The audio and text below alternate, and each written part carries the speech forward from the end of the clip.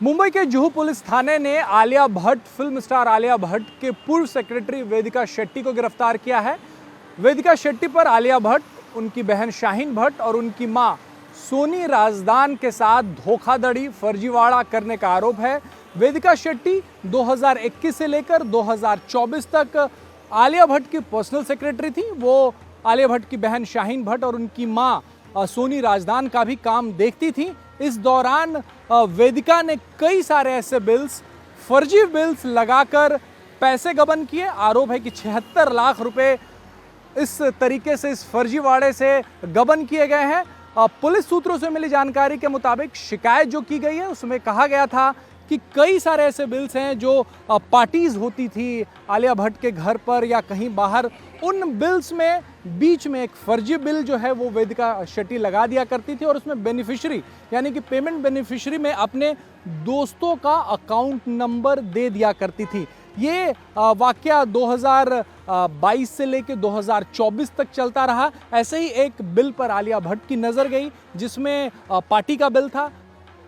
3 से 4 बिल थे, बाकी के बिल्स पर एक बेनिफिशियरी का नंबर था यानी कि रेस्टोरेंट और उस कंपनी का था अकाउंट नंबर। लेकिन एक बिल जो फर्जीवाड़ा किया हुआ था उसमें रेसिपेंट यानी कि जो पेमेंट बेनिफिशियरी था उसमें अकाउंट नंबर बदला हुआ था। आलिया भट्ट की जब इस पर नज़र गई, उन्होंने अपने टीम से इसके बारे में बात की। बाद में ऑडिट हुआ तो पता चला कि वेदिका शेट्टी ऐसे कई फर्जी बिल्स बनाकर आलिया से साइन करवा रही थी, उनसे हस्ताक्षर ले रही थी और उसका पेमेंट जो पैसे जो अपने दोस्तों के अकाउंट में ट्रांसफ़र करवा रही थी और बाद में दोस्तों से वो पैसे खुद वो हासिल कर लेती थी। वेदिका शेट्टी आलिया भट्ट के यहाँ काम करने से पहले उर्वशी रौटेला जो कि फिल्म अभिनेत्री हैं, मॉडल हैं, उनके यहाँ काम करती थी। उनके यहाँ भी 2 साल काम किए हैं।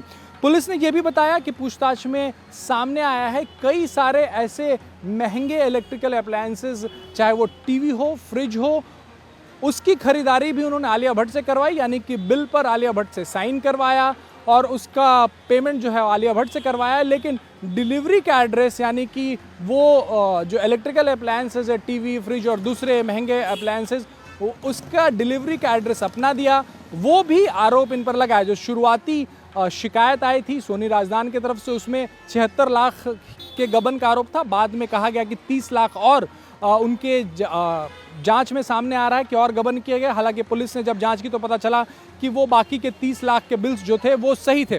वेदिका शेट्टी ने जब केस रजिस्टर हुआ जनवरी के महीने में, उसके बाद सेशंस कोर्ट का रुख किया, वहाँ पर अग्रिम जमानत की याचिका लगाई। वहाँ से रिजेक्ट होने के बाद वो बॉम्बे हाई कोर्ट पहुंची। जब दोनों जगह से याचिका रिजेक्ट हो गई उसके बाद पुलिस ने नकेल कसी और बेंगलुरु से उन्हें गिरफ्तार किया है। वेदिका शेट्टी ने शुरुआती पूछताछ में बताया कि उनकी सैलरी काफ़ी कम थी, इस वजह से वो ये हरकत कर रही थी। उनका कहना था कि सैलरी बढ़ाने के लिए वो बार बार गुजारिश कर रही थी। जब सैलरी नहीं बढ़ी उसके बाद उन्होंने पैसे कमाने का ये फर्जीवाड़ा तरीका जो है वो ढूंढ निकाला। फिलहाल जो पैसे गबन किए गए हैं वो वेदिका के मुताबिक खर्च कर दिए गए हैं, लेकिन पुलिस जांच कर रही है कि क्या सिर्फ 76 लाख का ही मामला है या उससे ज़्यादा भी वेदिका ने गबन किए हैं। ये पुलिस जांच कर रही है।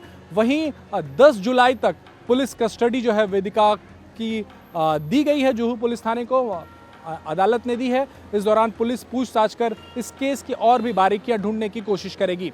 कैमरामैन रवि बिंद के साथ राजेश कुमार, इंडिया टीवी, मुंबई।